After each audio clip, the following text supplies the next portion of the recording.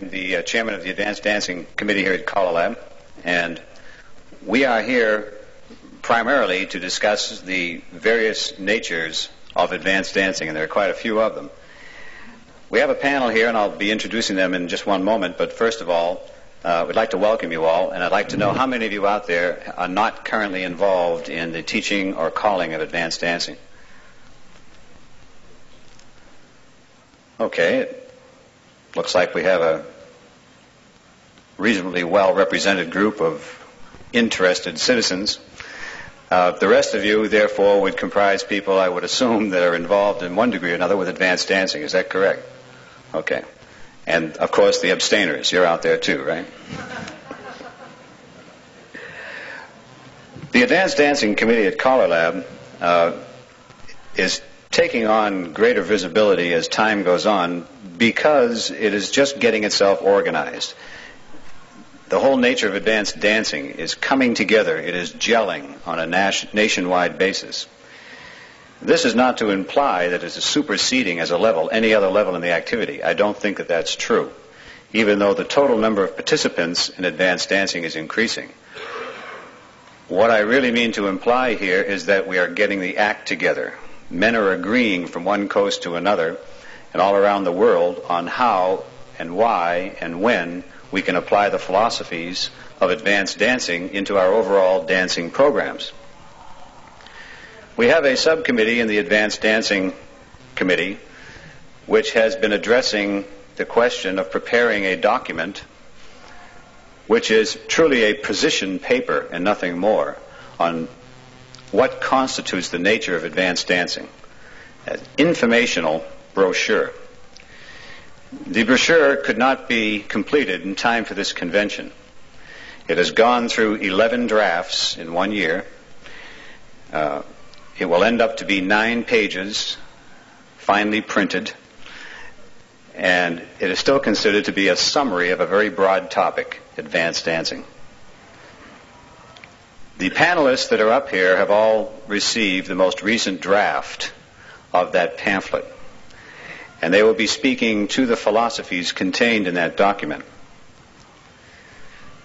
What we would like to do, since we have a preponderance of advanced callers or callers who are dealing in the advanced area, is to bring out a lot of ideas from what I would imagine would be a large cross-section of the calling community, right here and right now. If for no other reason, it will give us all reassurance that we're on a similar track in developing advanced dancing. So without further ado, let me introduce the panelists, and let me all say that eventually, as soon as we get done with their introductory remarks, they're going to turn the floor almost over to you for questions. And we would just like to have you ask whatever questions might have been, what you might have been pondering concerning advanced dancing. If you are not involved in an advanced dancing program at this time, the teaching and the calling of advanced dancing, certainly you must have quite a few questions, and we would like to give those callers a priority in asking the questions. Those of you who are involved in calling and teaching advanced dancing, we'd like to give you an opportunity to express your views and your experiences before the rest of us, so that we can hopefully walk out with a better understanding of what direction the advanced dancing program is taking in the overall activity. The first panelist over here to my right is from Hamden, Massachusetts, Mr. Red Bates. Red has been calling for 30 years, and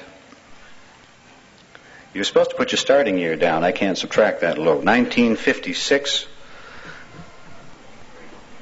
1953, I was waiting for them. There's a CPA in the group right there. And Red is also involved in teaching beginner classes, like most of us are. Red teaches also for plus programs and plus clubs, has caller-operated advanced workshops as well as dancer-operated advanced workshops, and is currently calling a C1 program as well. Without exception, the panelists who are with us today call at all levels, at least up to, and in some cases, well through C1. So without further ado, I'll turn the microphone over to Mr. Red Bates.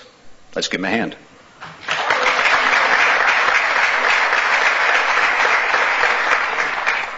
Thank you very much.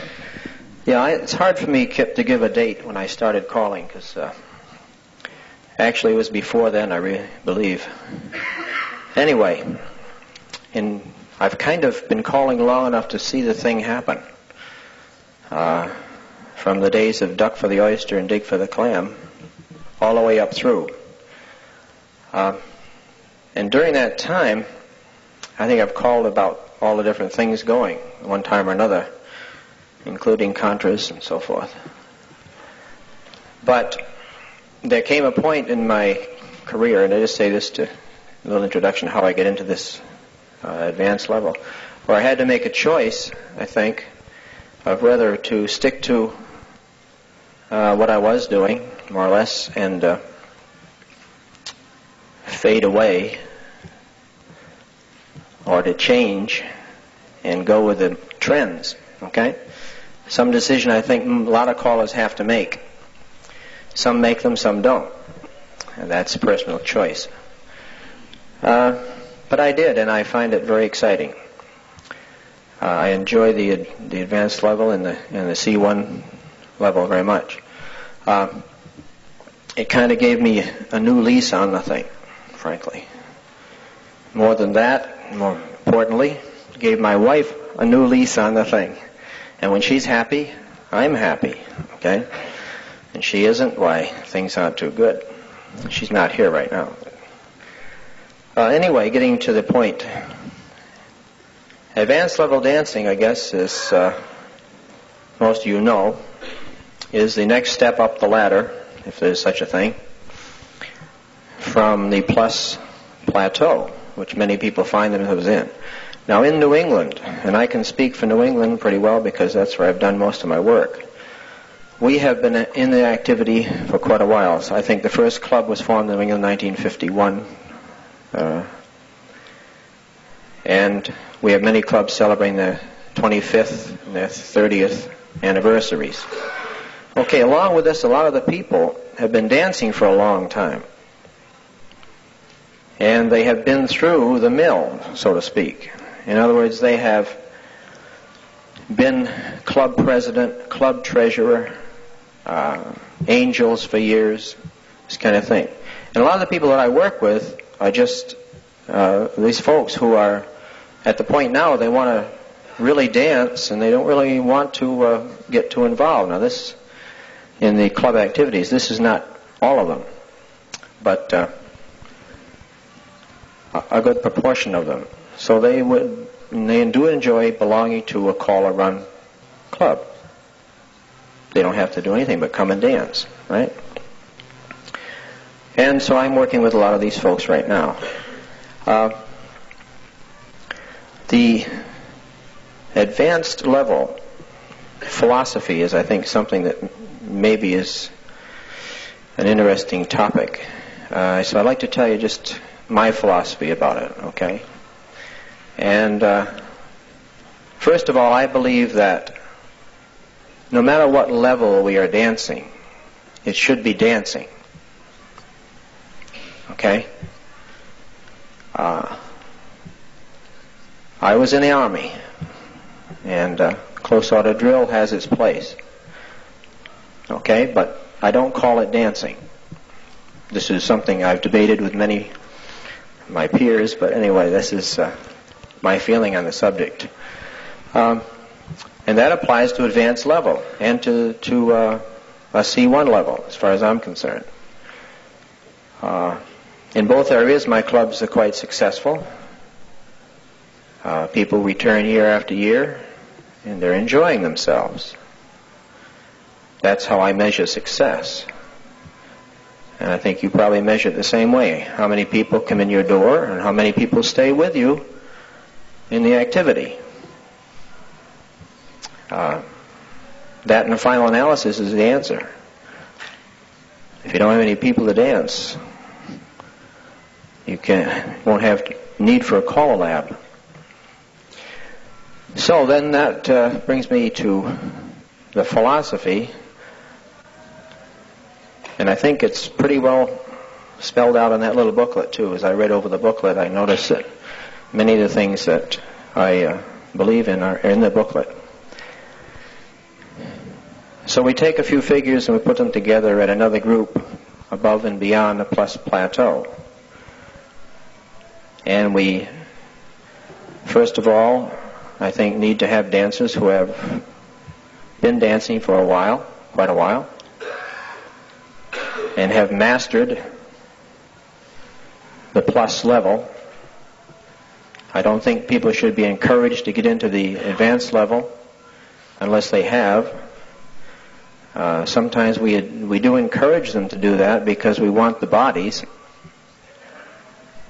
and that's a mistake because usually they don't. It doesn't work out too well. They drop out after a while anyway. So if they're dancing plus level and they can do a fairly well good job at position dancing at plus level, then I think the next step is into the advanced, where they get a little more challenge and a new lease on life, so to speak.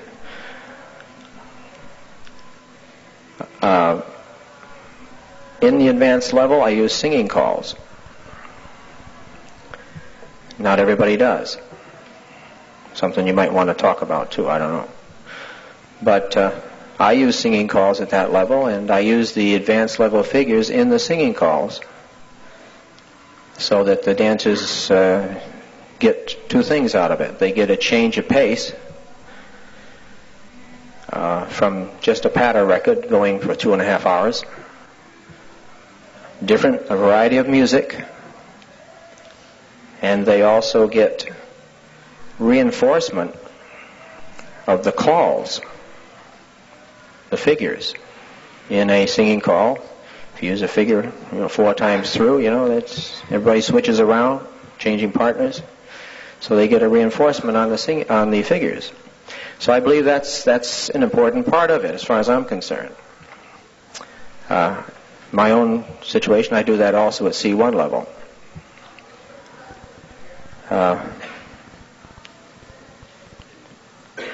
So then, two things that I would think of very, very important. One, the primary thing is keep dancing. Keep the dancing at the advanced level. Keep a variety of material going. And variety can be added by changing the music a lot too, like singing calls and so forth.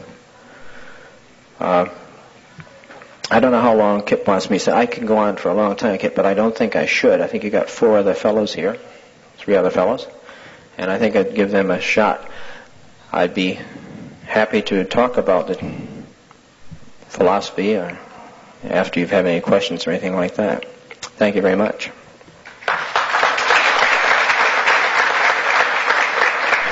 Thank you, Red. It's important if we're going to be asking any of these gentlemen some questions that we have an idea of where they stand on a few items. The pamphlet that we're talking about directs its attention to the history of advanced dancing and goes into the use of terminology which so far is being used almost on a limited basis in discussions between advanced callers. Such terminology includes the terminology of standard advanced versus hard advanced versus soft advanced, and also a term known as a star tip, which begins to take on a lot of visibility once you get, seemingly anyway, once you get above the plus level.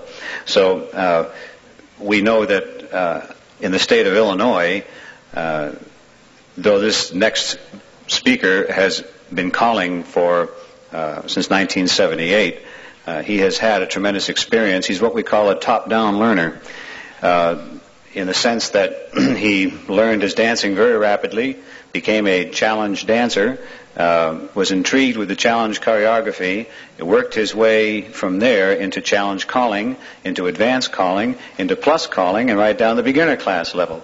There's nothing wrong with that, and believe me, I think a lot of us have done it that way. This man has not only done it, but he's done an exceptional job. A lot of the people in the greater Chicago area know this man very, very well, and across the nation at advanced dancing and challenge dancing levels, his name is quite well known. So let me take a moment right now to introduce you our next speaker, Bob Comyn.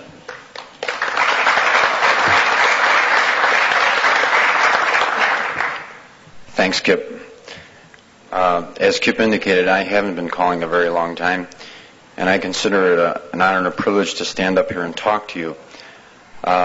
Really, all I can do is repeat what someone told me, because I haven't been around long enough to really have had the time to sort out all my problems by trial and error. I was lucky enough to talk to some people when I started, and they gave me some advice. It made good sense to me, and so I applied what they told me. They told me that square dancing should be fun. And when I started dancing, that is why I started dancing, to have fun. And I try to apply that, and what Red said before, for dancing to be fun, I think it has to be in time with the music. And at all my dances, I try to have good timing. Now, when you get up into the higher levels, and we're talking just about advanced here, there are more calls to be used, and there is more positions to be taught. And you must teach these to your dancers. I've seen two things that happen in our area that I think are bad. Some callers will go out and they think that they have to teach all the positions all at once, and people have to learn all these calls immediately and learn advanced dancing overnight. Obviously, people can't do that, just like you can't teach your beginners to dance overnight. It takes a good full year just to learn the mainstream program. So you've got to take your time with them, but you can't do what other guys do, and that is that they refuse to teach them part of the list. They'll have them in classes for 2 or 3 years, and pretty soon these people say, geez, I want to go out and dance at advanced dances, and they find that they can't dance to anyone else but this one person because they don't know all the calls. They're not at least somewhat familiar with the positions.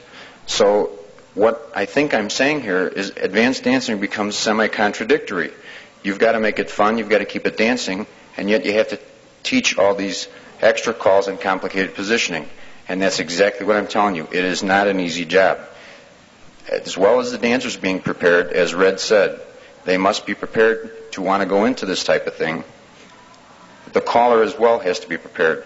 There's a lot of homework to be done, and you must understand all these different positions so that you can train the dancers, okay?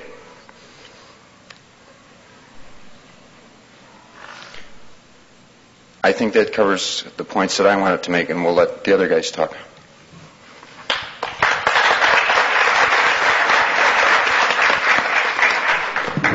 The informational brochure, of which I truly wish you had a copy in front of you, does mention specifically what it suggests as prerequisites or requirements for callers before they themselves become involved in teaching advanced dancing.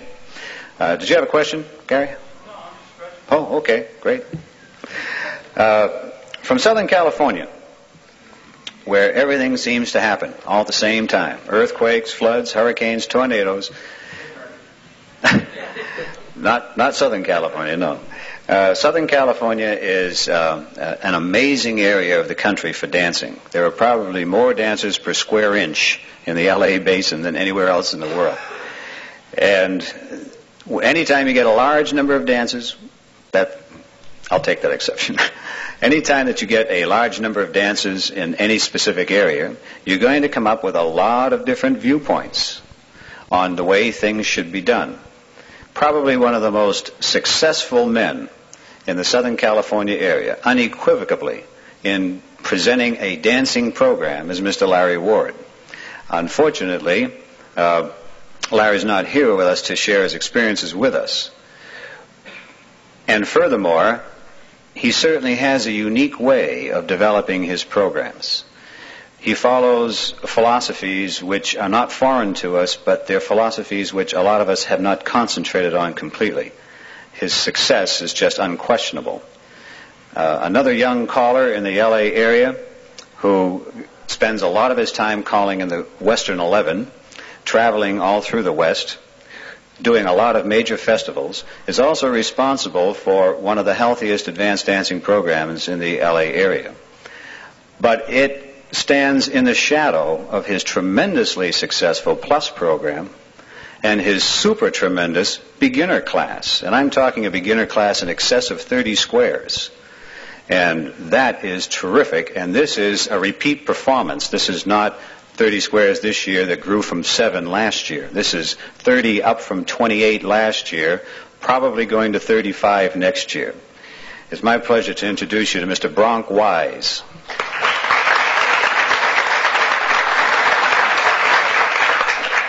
Thank you, Kip. Kip is correct.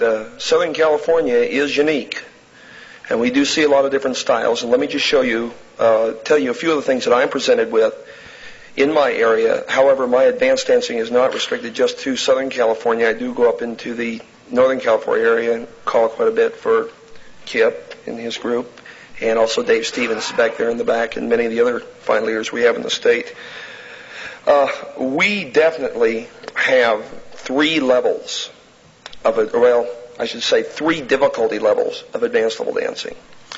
Number one is what I would refer to as soft advanced or super soft advanced, which is single position or standard position, if you will, if there is such a thing.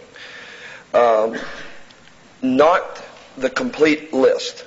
You know, don't use the calls that aren't smooth. We run into that. Then we have what I would refer to as middle of the road advanced, danceable advanced, and then we also have your super tough advanced level dancing.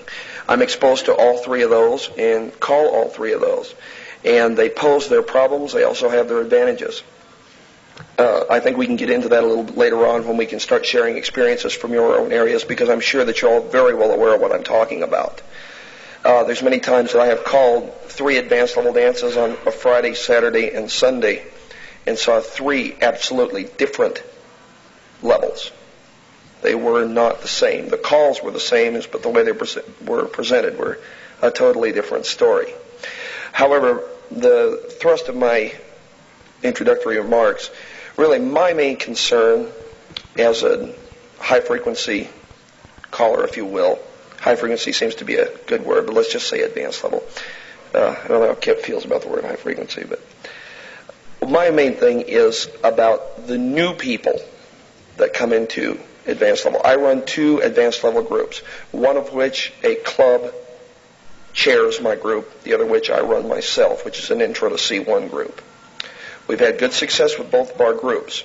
The one thing that the toughest thing, and right here in front of me is a thing in this pamphlet, it is really fabulous. It says how to get started. Number one, self-education. Don't call anything that you can't dance yourself, because you are going to get into a bucket of worms, because they're going to go right down the street and join another workshop, at least it's this way in Southern California, and if you've messed up, you're really in bad trouble. Number two is communication. I have CALLERLAB lists, the advanced. I have buku lists. I spend a lot of money to have them reproduced, because if the dancers take one and lose one, I want to make sure we can replace it immediately. They have to see all the calls on the list. You can't call partial amounts. The main thing about it is that the thing that I realize, and we should all be well aware of, is that people that begin advanced dancing are not necessarily what I would say plus dancers that are total all position or DBD type dancers. These are people who have been dancing at club level plus dancing that are wanting to, increase their dancing knowledge. I took an idea from another caller who's in the room, Dave Stevens, and I put out an addendum to that list, which are the things that will help you that you've already had in your advanced dancing. Things like facing diamonds, the call anything and roll done in combinations that do things besides face your partner. Things like bend the line and roll, wheel and deal and roll, that type of thing. Or other calls like scoot back and roll, where they have to make the decision on who can do the call. I could go on, of course. I really think that type of education, written word education, list education, is extremely important to your new advanced level dancers and will help to make them more whole. Again, I'd like to go on, but I'd like to hear comments from the floor later on, and I thank you very much for your time.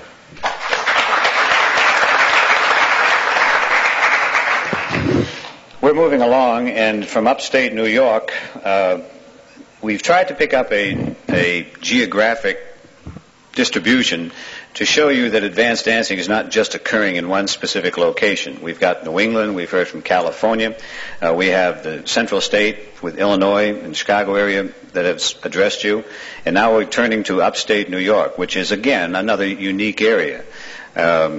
surrounded by the complex that Kodak has built in Rochester, New York, and those specific areas, and being very close also with our Canadian friends across the lake. This next caller has picked up a lot of experiences that Canadian callers have been playing with in the advanced arena, and I'm happy to see that we do have a few of our Canadian callers with us who can also share some additional experiences. But I'm sure that Mike Callahan will once again emphasize that as well as being qualifications for callers to become involved in advanced dancing, there are certain qualifications for the dancers themselves, and that these should be spelled out very, very clearly to dancers. And, well, I won't steal any more thunder. From the Rochester, Syracuse, upstate New York area, Mr. Mike Callahan.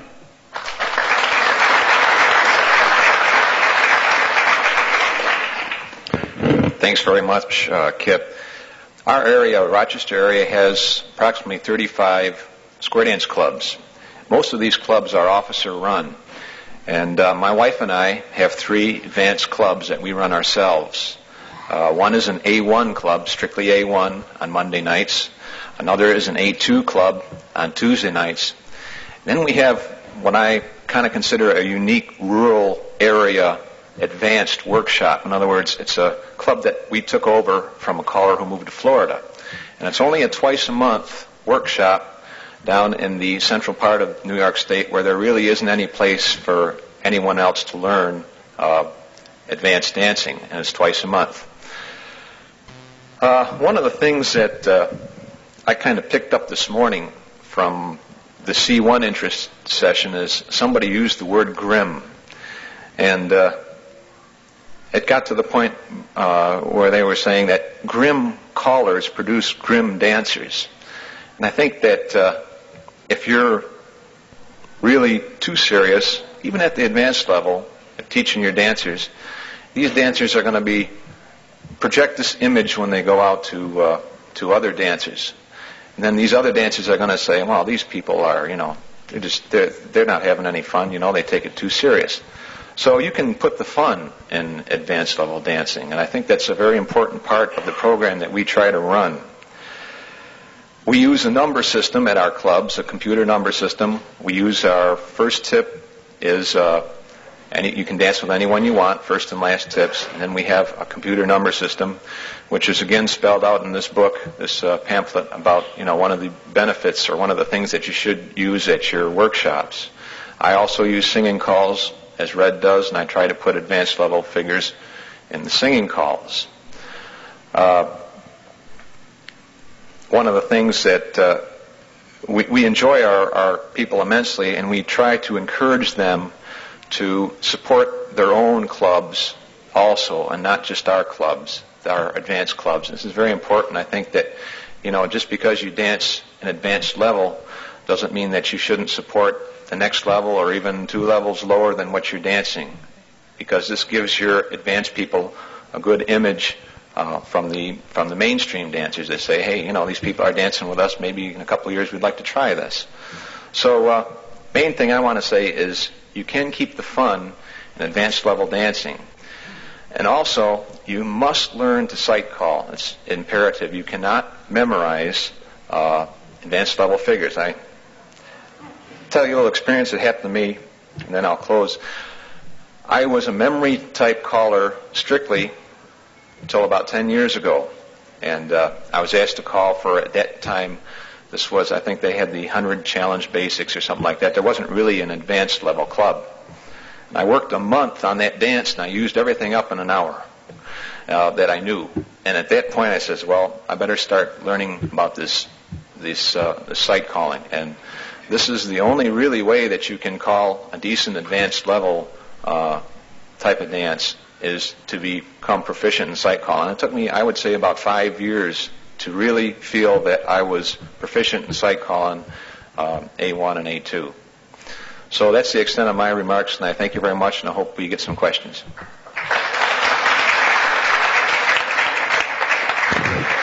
The philosophical aspect of advanced dancing poses a lot of very, very interesting questions.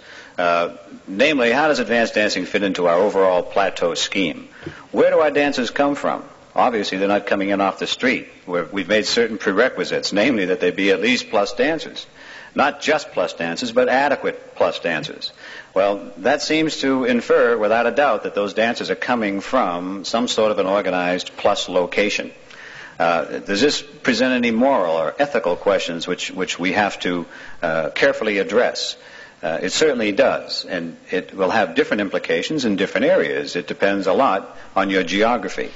This is why we, once again, have selected a geographic spread so that we can get various opinions.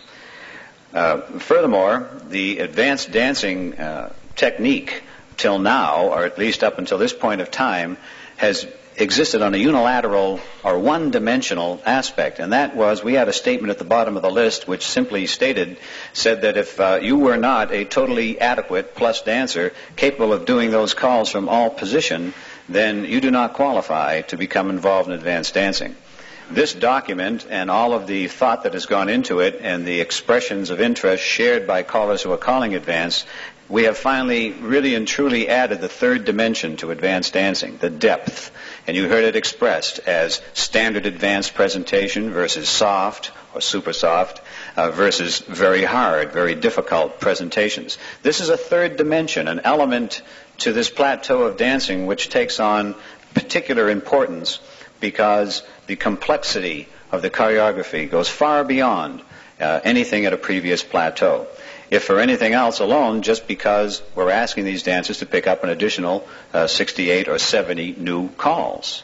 You lay that number of brand new basics on top of the plus basics that they've already learned, and you have complicated the situation. Expand that geometrically by all the various positions which now come into play, and you can once again see that a sight caller, a caller who does not truly know sight calling can become handicapped in trying to adequately teach an advanced program, because there's a distinct possibility that he might not be exposing his advanced dancers to as many positions and formations as they would need to survive or to adequately enjoy themselves out in the world of advanced dancing.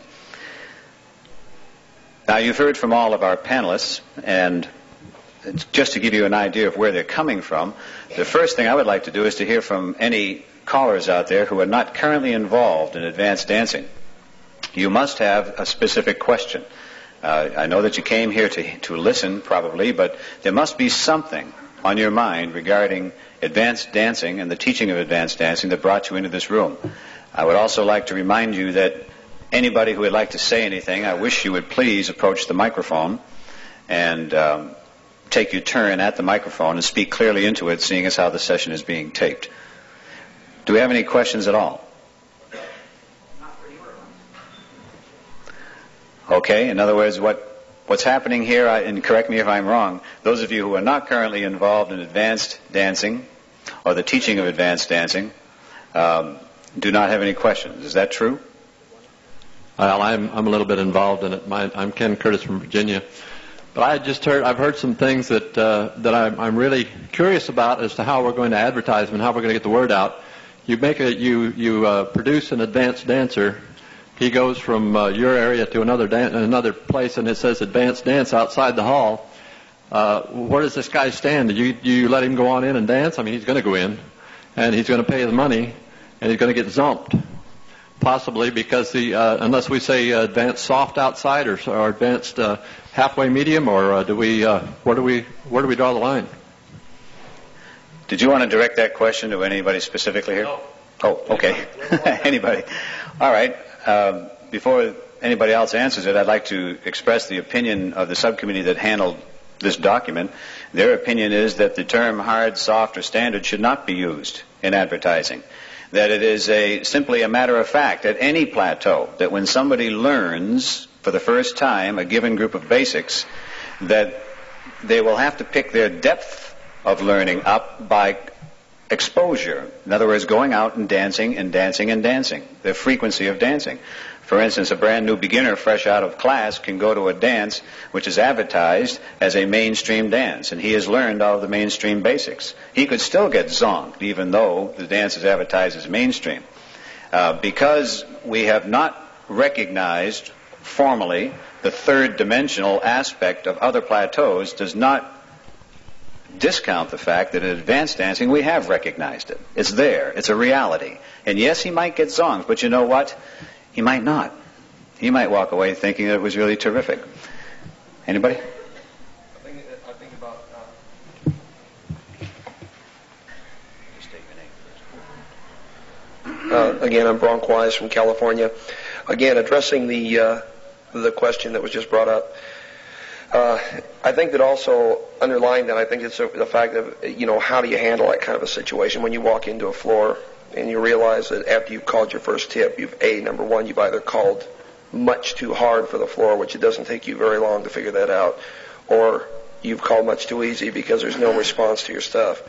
I think that that's just a learned thing. And I want to make myself clear, and maybe I didn't do this. I do not like the soft, middle-of-the-road, hard business. I'd like to just say, and I feel this way as I hope that most all of you do, that hopefully we can all train our dancers on kind of an even keel and they can walk into a hall without the fear that they're going to get, blown off the floor. Yes? My name is Bob Green from South Carolina, and I'm a real rookie when it comes to calling the advanced dancing. I didn't raise my hand because I do currently have an advanced class going. But I wanted to kind of get the feeling of the entire panel on this question.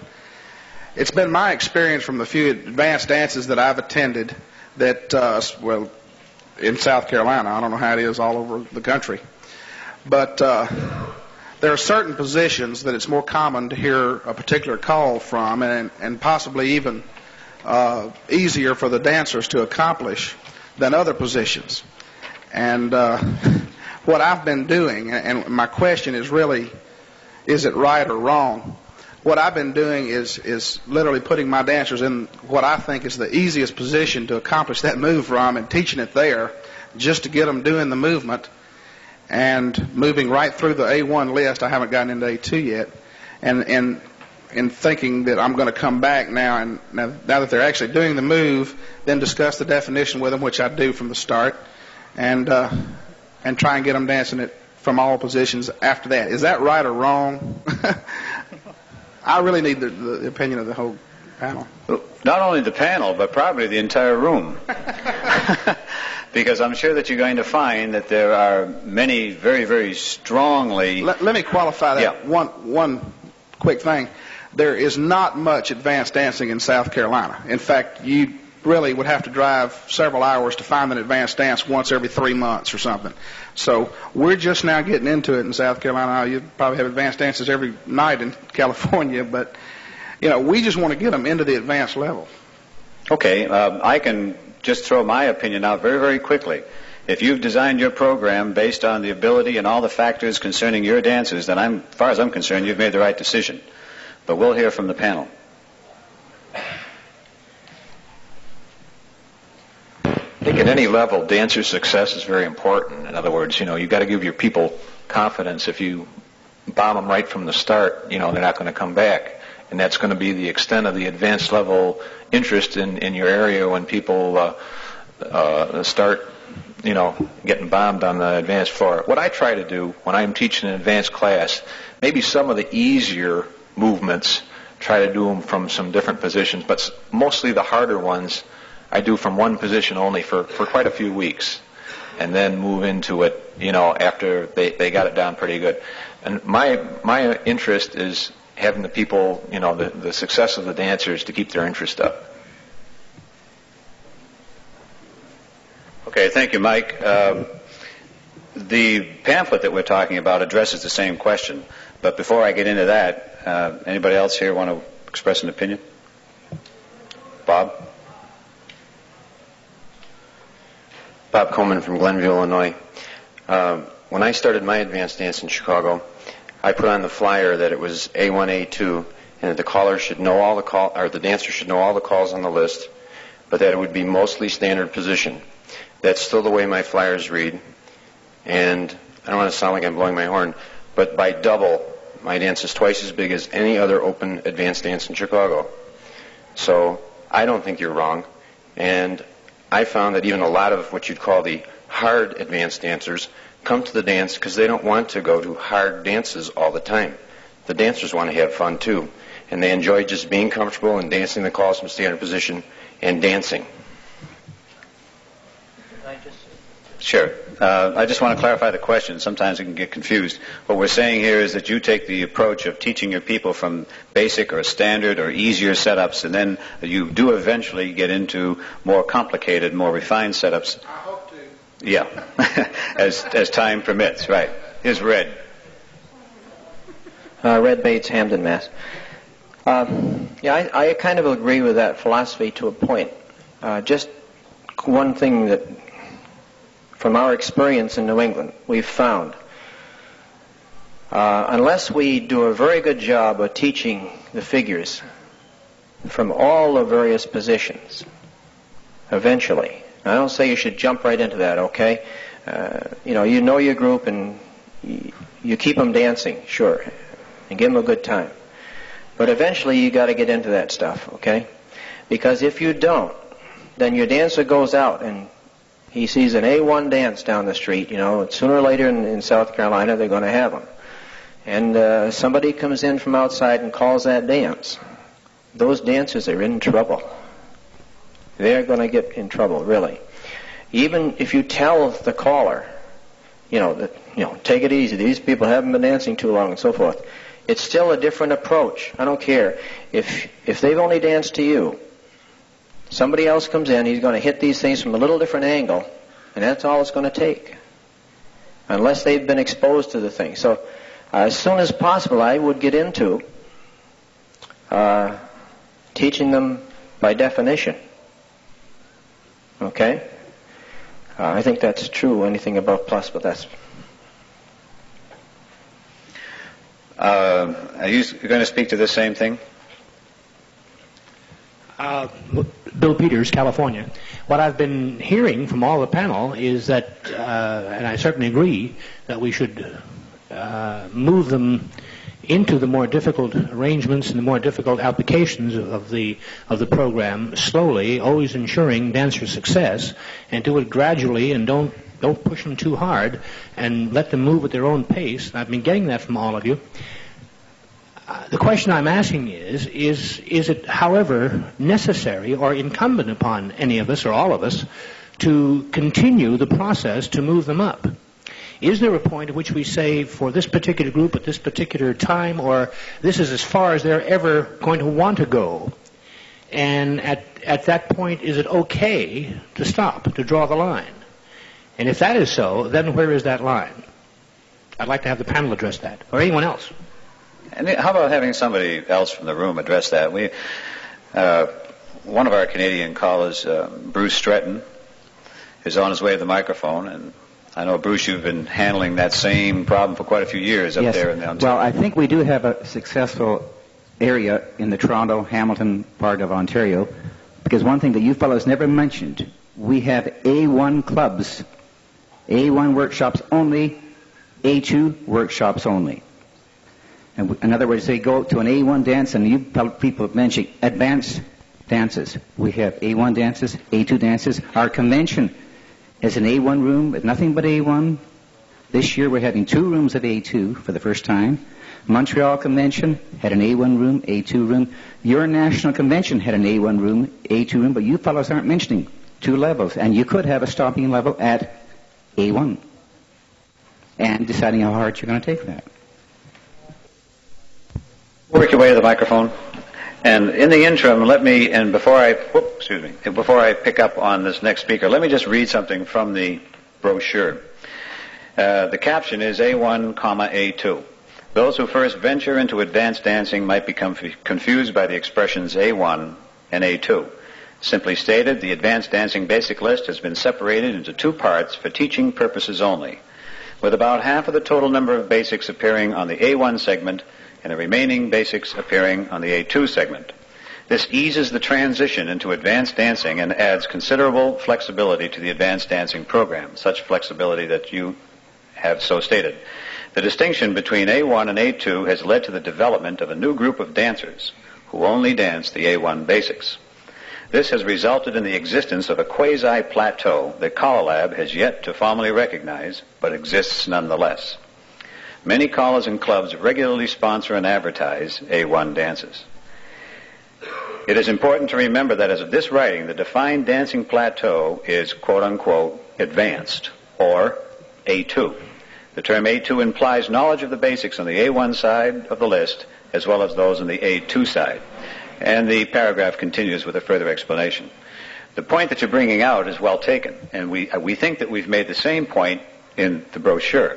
One of the questions that will come up for discussion again this year will be whether or not our Advanced Dancing Committee should recognize A1 and A2 as two separate dancing plateaus. And I'm not suggesting it. I'm telling you that this question will come before the committee. So those of you who'd like to address that question, you're welcome to come in and address it. In the interim, there's a long line in the room. Mike. Mike Degentich of California. I just wanted to address a question to the Toronto area. He said they had halls at A1 and A2, and the point was being made at that time of difficulty level within the advanced program, whether at A1 or A2. And do they, is that what you want to say? And my question was to them, do they then also have a difficulty level within the A1 and A2 program at your convention?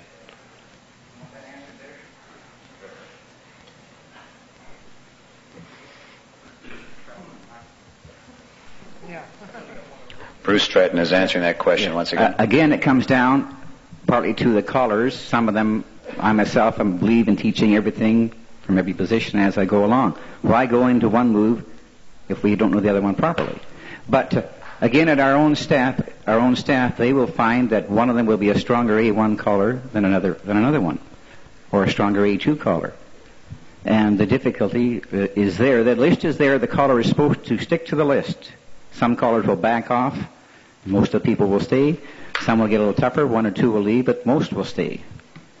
But if anybody ever thinks of it, I know most of Canada is actually using A1 and A2 as separate levels. And I know your American National Convention is also. But we do find, though, that it can be, like anything, there could be some variation in it. And the caller has a little more freedom because he hasn't got as big a list, too. In other words, he's calling exactly half of that total list. We appreciate your comments, Bruce. Thank you. Regarding this, I might also like to say that a lot of things that we do, especially regarding our plateaus, are not cast in concrete. This is not the law or the Bible according to Mark or Luke. We're simply trying to design some tools here, and the application of those tools are up to the individuals. And what you're saying is that in your area, this particular application of using A1 and A2 as separate plateaus has worked for you. Is that fair? Thank you, Bruce. Go ahead. I want to add, I'm Randy Page from Danbury, Connecticut, and the last couple of years I've been involved in a program that I work with Rusty McLean on an advanced program. And something that we have developed that has been extremely successful is that once the people are involved in the advanced workshop, I don't like to use this term, but we in effect have blast-offs for those people, which would be like a beginner's dance, would be at mainstream in the advanced program with the advanced club once they've reached the A1 level.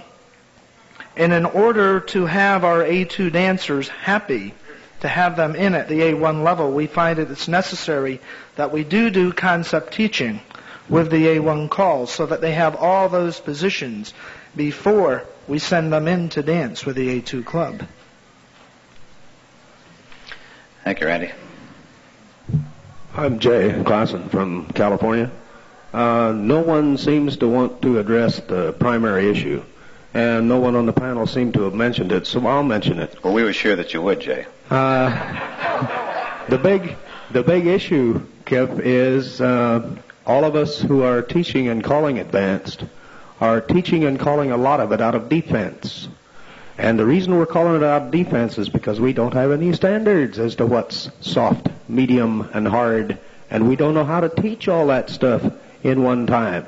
And further, how do you know once you've taught the move that you've taught it to the way that you, Kip Garvey, can call it if I've taught the dancers, or have you taught your dancers to be able to dance it when I call it? You know how you find that out? You find it out the hard way, and you teach these other things the following 3 or 4 weeks out of defense. Okay, so now it looks like we're addressing the question of defensive teaching. And I'm sure I'd like to give somebody here an opportunity to speak, but could I inject a thought before you do? This has just been a pet peeve of mine. I'm going to lay it on you, and I know I'm going to get a lot of positive reaction and a lot of negative reaction, but this is a particular philosophy of mine which I will stand by as long as I can hold a microphone. It will always be the responsibility of a caller when he's visiting another club or another group to call so those dancers can dance. Mike? Oh, that was your point too? First time in 15 years I found someone. Caller judgment, exercising caller judgment. Any one of us can put together a combination that will destroy the floor. Do you agree with that? Yep. At any level. Next speaker. Mac McCall from Fairfax, Virginia, and I did come in here as a plus caller, working the entire program to that point, looking to find out, what's happening in advanced. We want to take advanced dancing, my wife and I, and eventually we'd like to fit into the total program of advanced dancing. And I hear the same things happening here that we're fighting in the plus against the mainstream. You're fighting the same battles here that we're talking about down in the plus room and that we have in the mainstream room. And the frequency that this dancer, me, happens now as a caller, coming out, how much time do I have to invest in square dancing? From a caller standpoint, I'm spending a lot of time. But from a dancer standpoint, and I look at the other dancers, they are being exposed to one position in the plus category, and they're dancing and they're having fun. All of a sudden, here's someone down here says, oh, come on, we're going to have a plus workshop. And they have a plus workshop. They get it from more than one position. And then they say, oh, come on, we're going to do advanced. The peer pressure from the other dancers moving these people along, and also from the callers, is elevating these people to the Peters principle, not this Peters, of people, not Bill. He would never say anything like that. Peters' principle states that you're elevated to a point of incompetency. And how many of us are doing that as callers, and how many of us are doing it as dancers? Elevating ourselves right to a point of incompetency. My question, should I go into advanced dancing just to keep up with the other guys that are in the neighborhood? The Washington area has a lot of dancers. We also have a lot of callers. Are we driving people up and out? Could that frequency of dancing that they're going with be better spent maybe mainstream or plus? Well, I had a friend of mine back in New England who actually, I call him a friend, he was my very first employer. He's a fine Jewish man, owned Russell's, which was a lady apparel store, and I used to ask him questions about that, and finally I found out that every time I was asking him a question, he'd always answer it with a question. I asked him once, I said, how come, is this significant of Jewish people or what? Every time I ask you a question, you answer it with another question. He said, why not? I think that the question that you asked is basically, should you get involved in advanced dancing? And then all of a sudden, the question turned around and you said, for the purpose of my becoming, or you becoming involved in calling to keep up with the Joneses or your peers. And I see that as two separate questions. If you're going to get involved in advanced dancing, you and your wife, it should be for your own enjoyment, with the possibility that you want to expose yourself to additional information about choreography from a dancer's viewpoint. But if you're doing it solely as a stepping stone, as the first step to getting involved in advanced dancing, I agree that that's probably something that you should be doing too. I agree, and the pamphlet says that, so states that every caller who wants to become involved in advanced dancing should first learn it. I would say that the question that you've posed is a philosophical question that you must answer yourself. It's unfortunate, maybe, but I've heard the question a lot, but I've never seen it as a problem. It just happens to be the nature of our activity that people move from one plateau to another. Anybody else? Just one comment on that. I would say to be a little more direct. If you're not comfortable calling advanced level, don't do it. If you're happy calling mainstream or, whatever, stay there and call it for the rest of your life. I don't think there's any need to climb the ladder unless you really want to. But if you do, I think you'll enjoy it. Really. That's my experience. We're not trying to sell you advanced dancing or advanced calling. We're just letting you know that it's available if you want it. With a lot of consequential problems. Would you like to stand behind the microphone and point some of those out to us? We'd appreciate it if you would. In the meantime, we'll listen to the next speaker. Go ahead. Dale McClary from Florida. The question is in regards to the computer board. I believe Mike mentioned he used that board. I'd like to ask those involved in, well, not necessarily in advanced, but in your plus or even basics, how many people use a computer board in the room? Okay, thank you. Now, how many people have any trouble of any sort of getting the dancers who attend your workshops to honor that board and don't try to throw you out the hall or I don't like this board? Anybody have any problems? Okay, none whatsoever. That's, yeah. Okay. Being honest. Okay. All right, thank you. I would like one other thing. You mentioned plus level dancing that you must, the dancers going into advance must know it. I got two, maybe I wasn't hearing right, but I got one feeling that says you don't really have to know it, all position. Then I heard you must know it, inside out, backwards, forwards, upside down, and out the back door and all. So which in your opinion, to anyone, is correct before people go into advanced dancing? Okay, okay, Bronk, would you like to address that? I think the first steps in addressing this came from the definitions committee.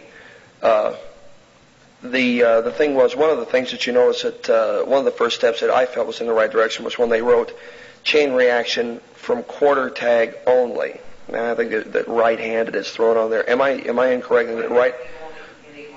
In the advanced level.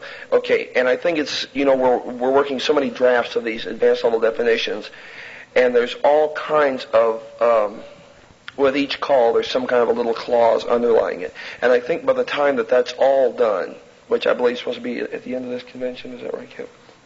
No? Hopefully. Right, okay.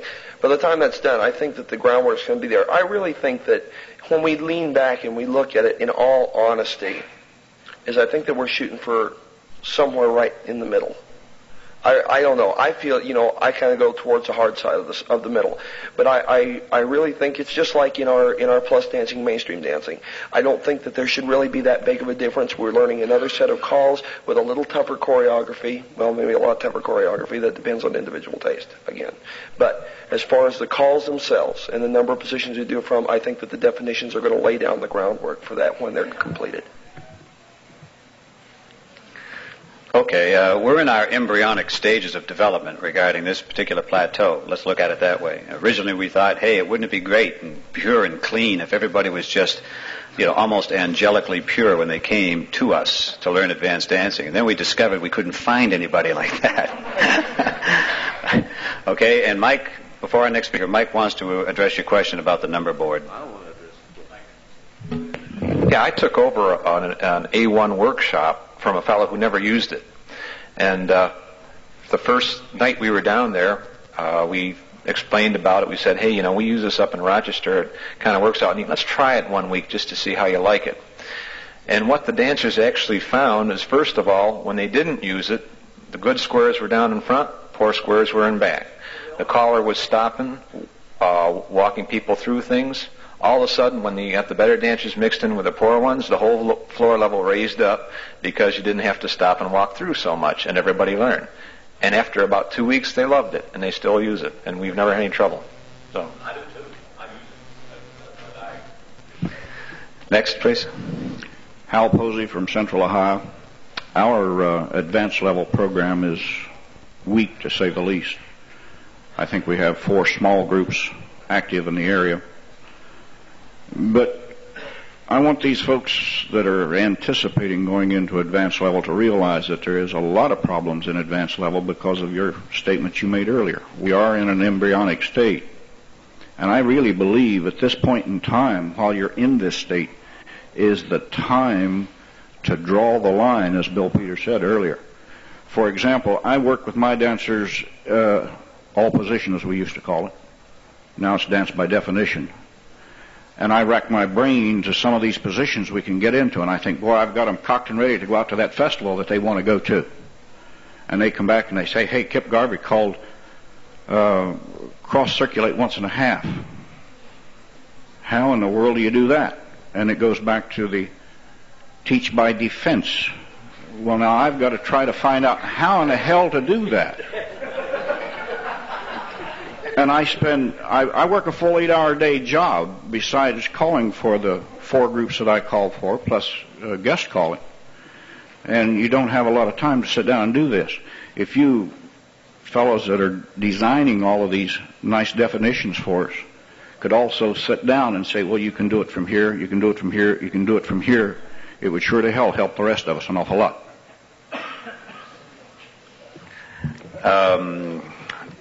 Jay? Yeah, I want to address. Wait, please, one moment. Let me just answer the one point that you brought up. Seriously, we're trying. We really are. And we have, in the planning stages right now, a teaching manual. After we complete our definitions, which might be 1984 or 85, we are already right now in the preliminary drafts of a teaching manual to help explain which setups are legal, if you will, and which ones are inappropriate, and which ones fall in that gray area in between that haven't quite been defined yet. We're working on it. All right, and we appreciate we'd appreciate any help that you could offer along that line. Jay, this is the second time the microphone for you. Yes, you're absolutely right. Go ahead. Dale asked another question. He asked another question with regard to how much APD is necessary for the dancers to know at the time they enter advanced. Officially, CALLERLAB's publications do not recognize APD until the advanced level.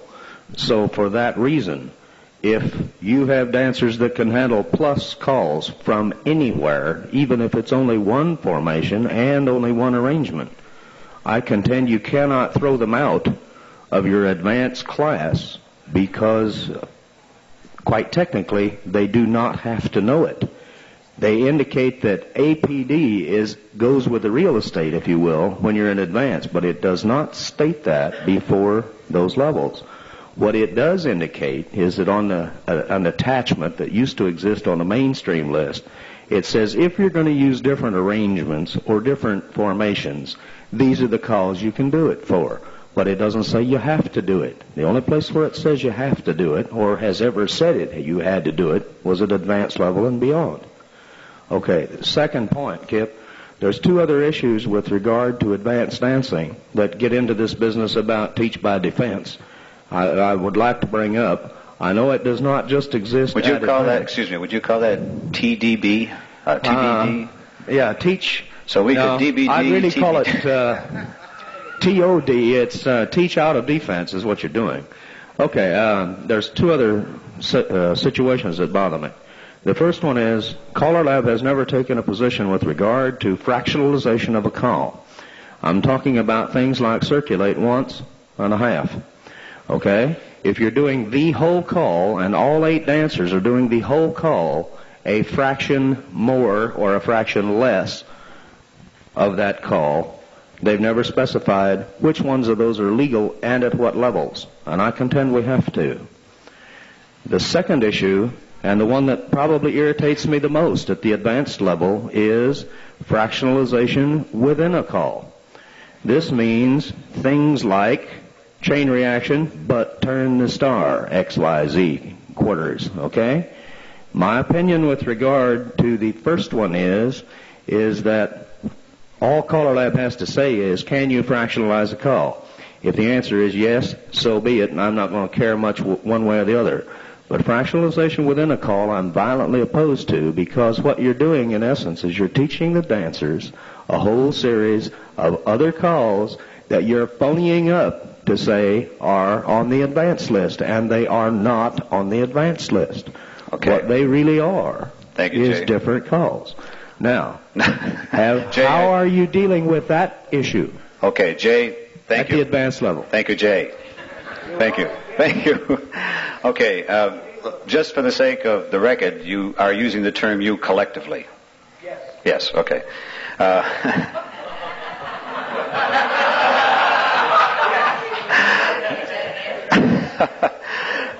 Now, first of all, the best place to bring that forum up, the forum for that particular discussion, is the Advanced Dancing Committee itself. Number one. Number two, the statement regarding APD that you brought up is also another question to be modified this year. Number three, though this might surprise you, CALLERLAB as an organization has only formally, legally recognized and endorsed the advanced list as of yesterday. Prior to that, since 1977, CALLERLAB has only recognized the existence of another plateau beyond plus called advanced, and they did not actually accept the list itself, per se, and the calls on the list. So this is a step-by-step process. I'm trying to show you that it has taken 5 years for us to reach this point where the organization has finally said, okay, guys, we approve of what you're doing. So it'll probably take a while before we can answer questions like, is fractionalizing within a basic considered legal, and at what level? Does that answer your question somewhat, Jay? Thank you.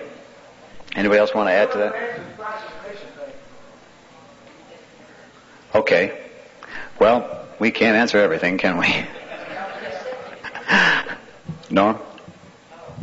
Yeah, Norm Wilcox, Ontario, Canada, near Toronto.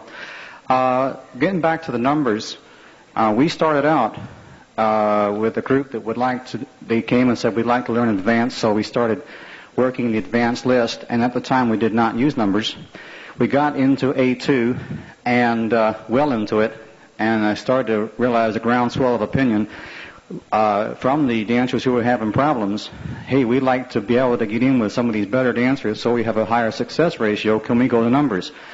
We went through a process of asking the entire group whether they would like to or not, and of the opinion that it was a good move, we went to numbers. Now, we got finished with the workshop, and I can see the value of numbers in the workshop. Now we're into dancing advanced. We have a club which advertises level as A2. And it's not a closed club. People are welcome to come to this club if they know their A2 basics. We are still using numbers. Now I'm getting two groundswells of opinion. The one, the poor dancer, says, boy, these numbers are great. We get to dance with the good dancers. The good dancers are saying, hey, we have to dance with some of these guys, which is fair enough, but we would also like to dance with our friends. I'd like to get a kind of a groundswell of opinion from you guys as to, do you feel that the numbers should be used in a dance? This is not a workshop, but a dance. And if so, to what degree? Yeah, this is a club dance, not an open dance like a festival, but a club dance. Does anybody out there, would anybody specifically like to address that question yourself? Ed? Let's hear from Ed Foote.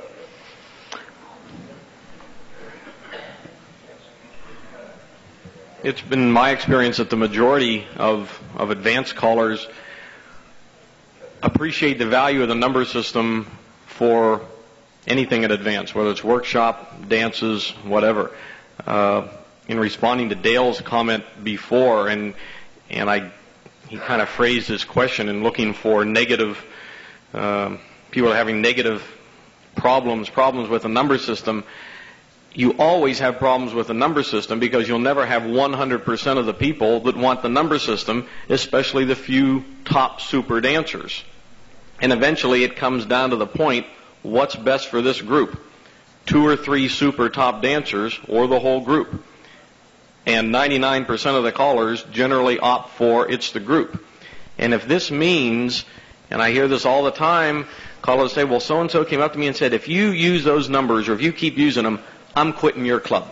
I'm just leaving. And the majority of callers say, that's unfortunate, but we have to go with what's best for the group. And most callers do that. And so, in summary, really, it's what's best for the advanced group, and I would say the majority of callers use the numbers at advanced dances as well as advanced workshops. How many of you who are listening agree with Ed's comments? And on a hand raise, it looks like we have 60 to 70%. This is why my hand went up. I've been working with the original trial charts of the ballot number system since 1974. When the question came up, does anybody honestly see anything wrong with them, my hand went right up, because it is not a panacea. There are a lot of problems with it, but the problems that are created by the number system are far, far smaller than the problems that I've had without the number system. Anybody up here want to add to that? Okay, we are coming short on time.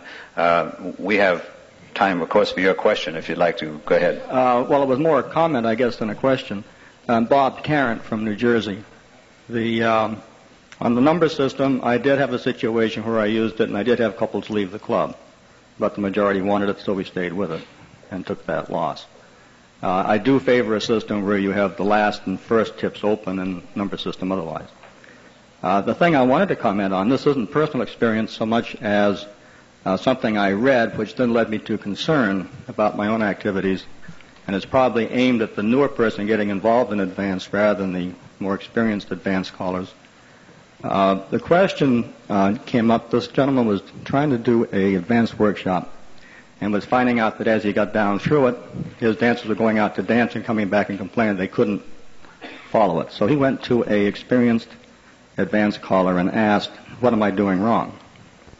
So this advanced caller came in and listened to him and said that basically where your problem is, you're interspersing your advanced calls with too many calls from the plus list. You're not making the list of advanced calls you use excessively dense enough. And so there's another level of hardness besides just the DPD choreography that gets into this thing.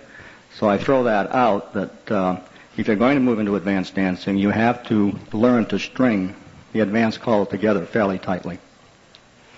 Okay, that particular concept that you expressed comes under two specific categories, and one of the terms is escaping me. Ed will help me with it, but one of them is called stacking, the stacking of the calls, as opposed to the positions and the formations that they're done from, as being the second complication.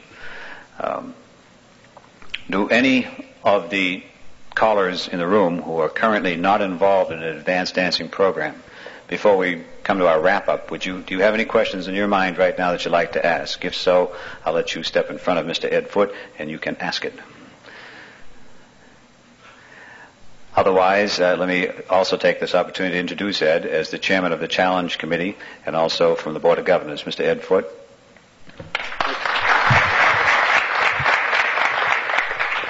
One other thing on the numbers, some people will complain, well, gee, if I use the numbers all night, or even if I don't use them the first and last tip, I'd like to sit out a tip in the middle, and I get worn out. And at some dances where people complain that way, I say, fine, the fifth tip will be open.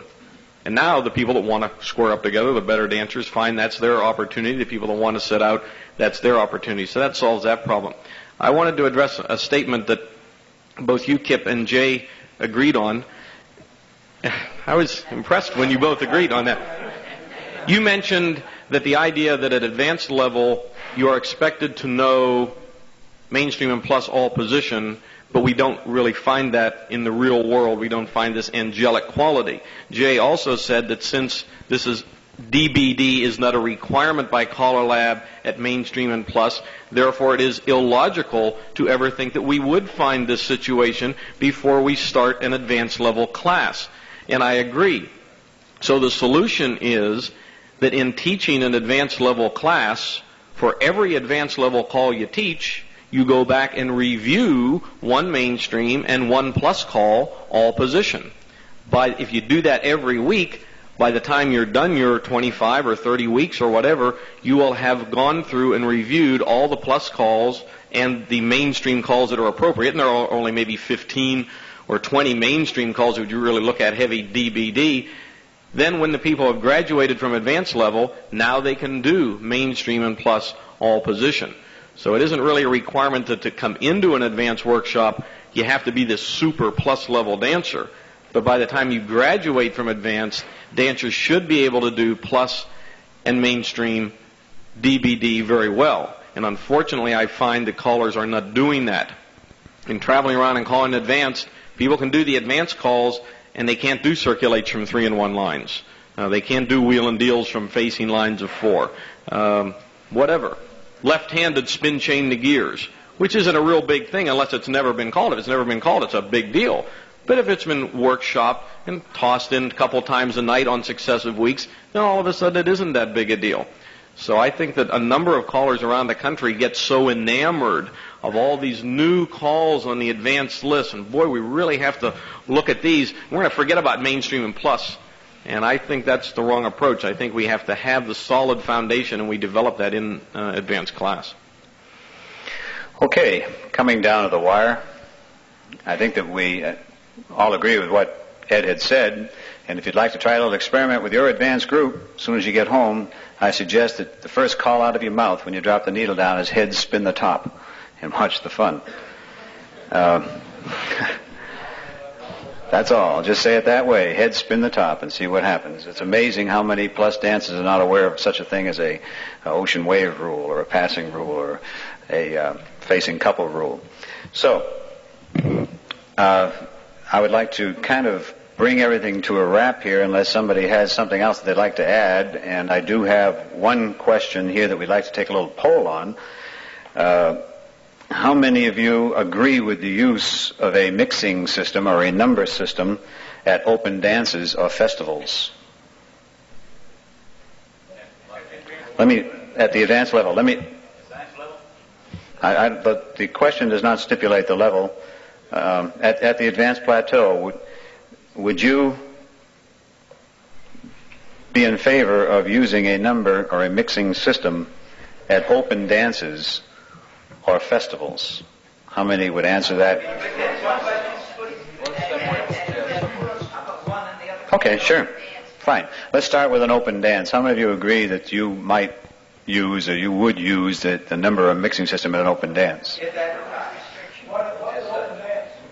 An open dance, I assume by that you mean where you're inviting the general public and it's not a regular workshop night.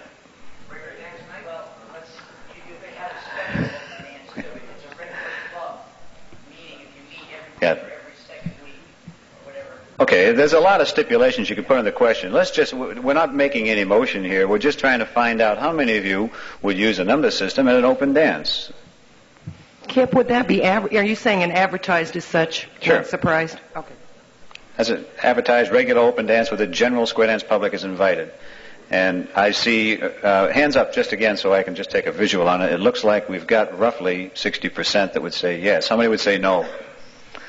Oh, we only have 15% that would say no, so we've got a bunch of abstainers there. All right. How about the use of a number system or a mixing system at a festival?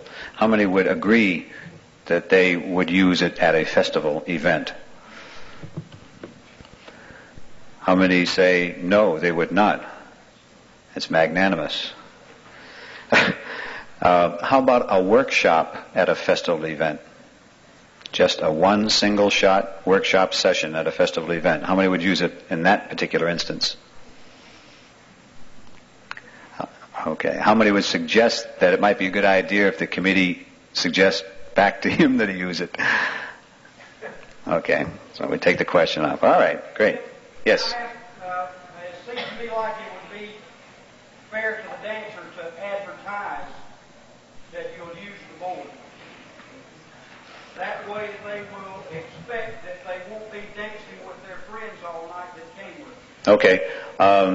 The question is, it would be fair if you advertise openly somehow that you're going to use a mixing system so as not to leave the dancer with a misguided impression that they will be dancing with certain people all night long. All right, we could go on and on with the discussion regarding a number of mixing system. What we would really like to do is, number one, to show our appreciation for our panel that has come up here and shared their thoughts with you.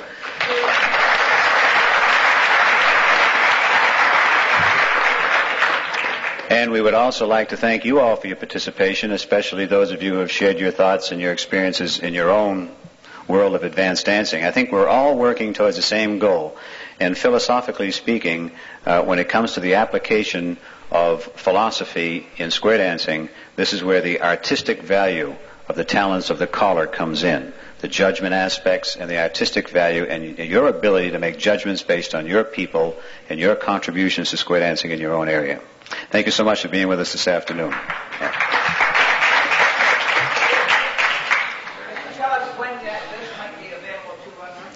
Okay, if you're talking about the advanced informational pamphlet, it should be